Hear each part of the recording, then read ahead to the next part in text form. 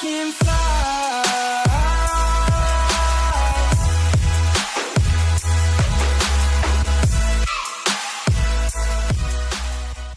Yo guys, what's going on? Johnny here. Hope everyone is staying nice and healthy.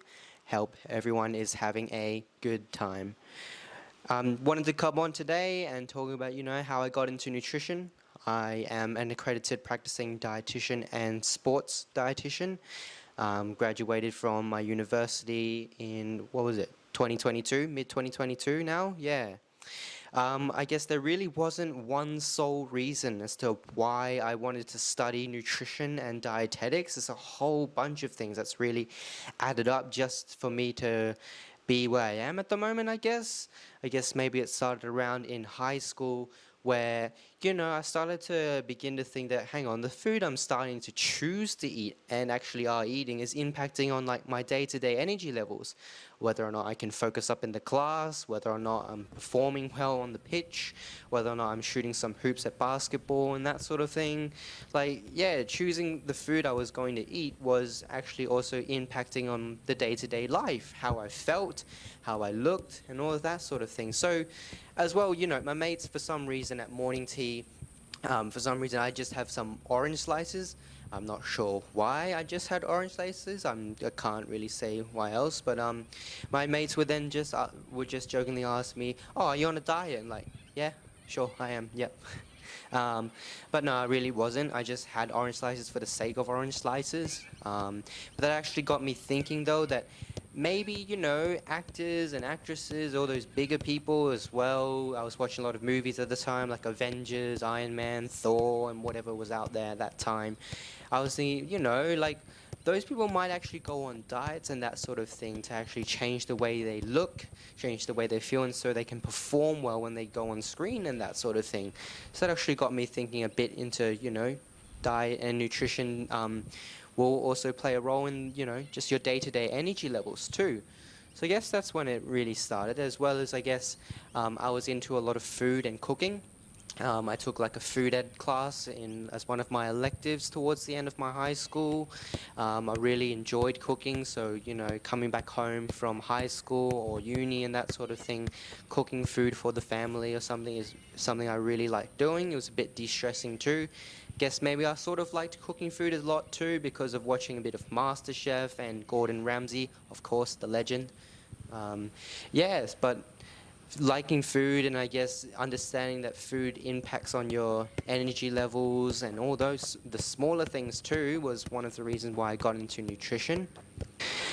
One other reason why I liked doing nutrition too was I realized that perhaps those sporting athletes, like the football players and stuff, probably also had a person in charge to help them with their eating and drinking and understanding, knowing what to eat and drink before playing a game or at halftime or after a game was probably something that you could do. So if I could combine both, my knowledge from nutrition and then going into sports, which is why I became a sports dietitian too, was one of the reasons, I guess, why I was really into nutrition. I guess as well, even just your day-to-day health, food can really play a role with your health. Whether or not you get sick as well. Back in high school, like I got sick a fair few times, with the flu and that stuff, and with coughing and sneezing and all that. It's quite annoying and it can really set you back for a bit.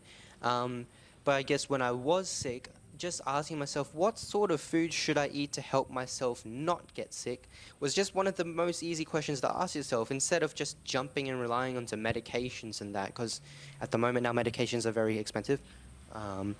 Yeah, so just telling yourself, what sort of food and drink to eat on a day-to-day basis, or just knowing what to eat, is one of the very simple ways, just instead of relying on medications or these huge sort of interventions or whatnot. Yeah, I guess as well, we're all human. We're not going to always stay super healthy or super perfect. So I'm not saying that, having the healthiest diet or eating lots of fruit and veggies is not going to make you sick at all. But, life happens. We're never going to control when and where we're going to get sick.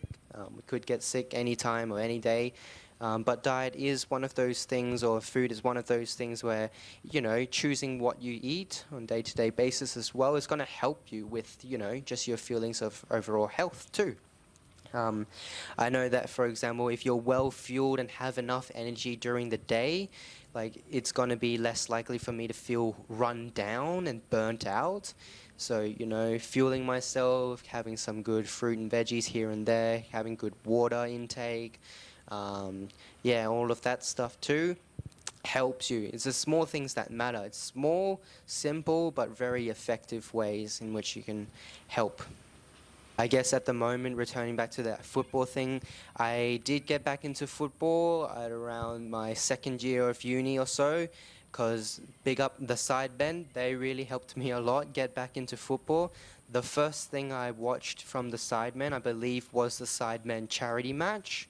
And that was such a huge thing for me to get back into football. It just sparked everything back up, and I missed it so much after just not getting enough game time or just being disregarded because there are people who have priority over you. Just, yeah, wasn't good. But I got back into it maybe for about a nice 2 to 3 years or so.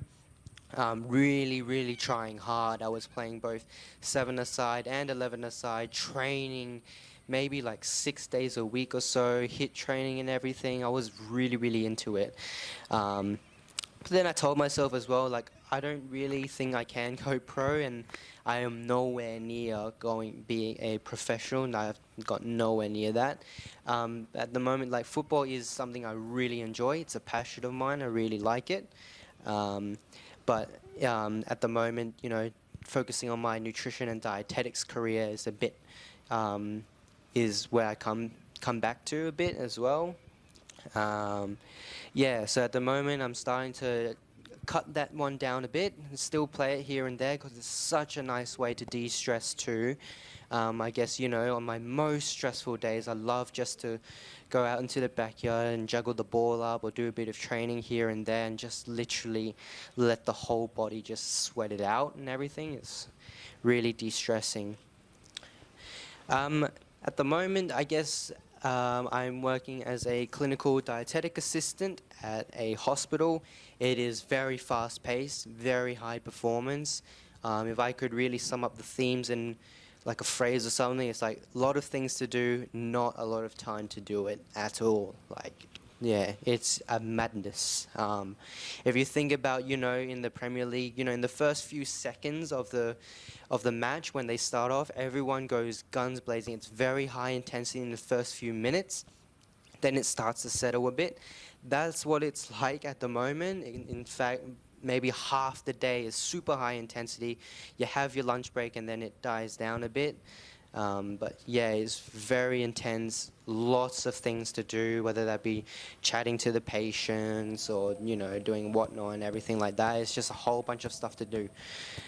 Before I became a clinical dietetic assistant, I must say, like, this nutrition and dietetics career is not an easy one to come by. I'm very blessed for where I am at the moment. I know there are some people in better places than I am at the moment and already got dietitian jobs right after graduation, but like, hey, look, life is life, everyone's different.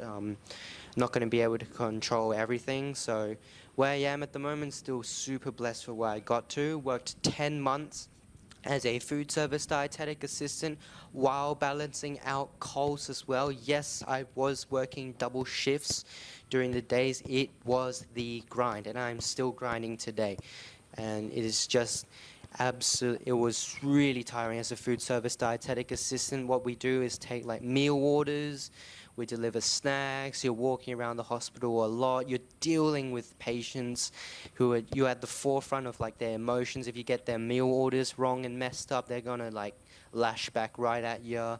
You've got to work with people who've got different mindsets to you, people who are maybe like not pulling their weight or see things differently to you, and you're gonna feel knocked down and everything, and I definitely did. There was this time, where I was like, oh, I'm just trying to help out.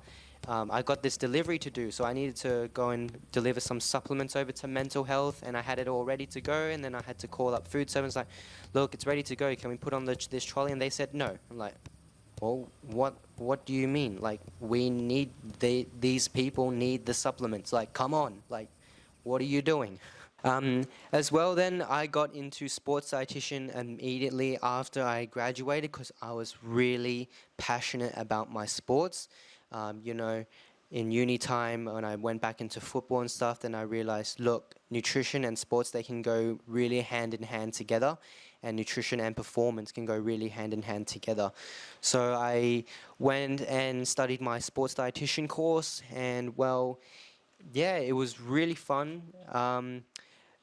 I would say if I had the chance to, go back and do it again, I would want to see if I could do like a mixed course and see if I could do some practical hands-on placements or something, because I did it online, which wasn't bad at all, which was because I was working full-time as a clinical assistant too, then it was just so, it was a lot easier and a lot more suited to my lifestyle to be able to, you know, uh, to be able to do it online. So yeah, I was happy to complete my sports dietitian course. Yeah, and then be able to now apply some of those things I've learned into practice. For example, um, knowing what to eat before or at halftime or after a match. It's those simple things that matter. Or, on gym days that I'm going to, what do I need to focus on? What do I need to eat on a day that I go to the gym, and that sort of thing.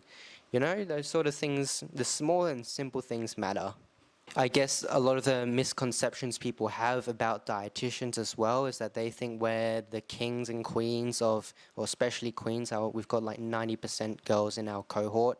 Um, with they think we're the kings and queens of perfection and eating the most healthy diet. Like, I say no, no, like absolutely no, no. Like, sure, we'll try and eat as much as best as we can, but well, we're still human. We're still the same person as the person like what we have in front of us or something. It's just we have some knowledge on, we have that extra knowledge onto like what can help you with your performance, what can help you with your energy, and what can help you with your health. It doesn't mean that we are perfect or anything like that at all.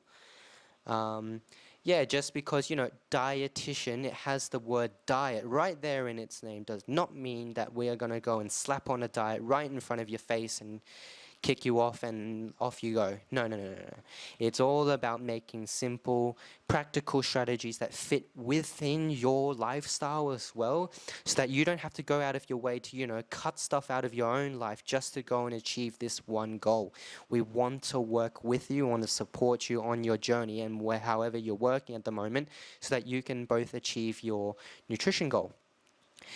For example, like tradies or nurses or someone who's like on the go 24/7, traveling in and out. They're not going to have enough time, to just cook up an entire meal like a Gordon Ramsay chef meal and that sort of thing. They're going to go to servos, they're going to get snacks, and they're just going to keep grinding and grinding and on the go. So we need to be able to, help support that and not just say to them, oh, forget about all of that and start to cook up a meal. That's not how it's going to work at all. So we're here to actually see what can we do, what sort of, healthier choices, what sort of things can we sort of change to then help you achieve your goal. It's all about behavior change, not slapping on some sort of diet and just letting you off the hook. That's the difference between us dietitians and nutritionalists. Alright guys, I think that's about the halftime after this training session here. I look forward to seeing you in the next video.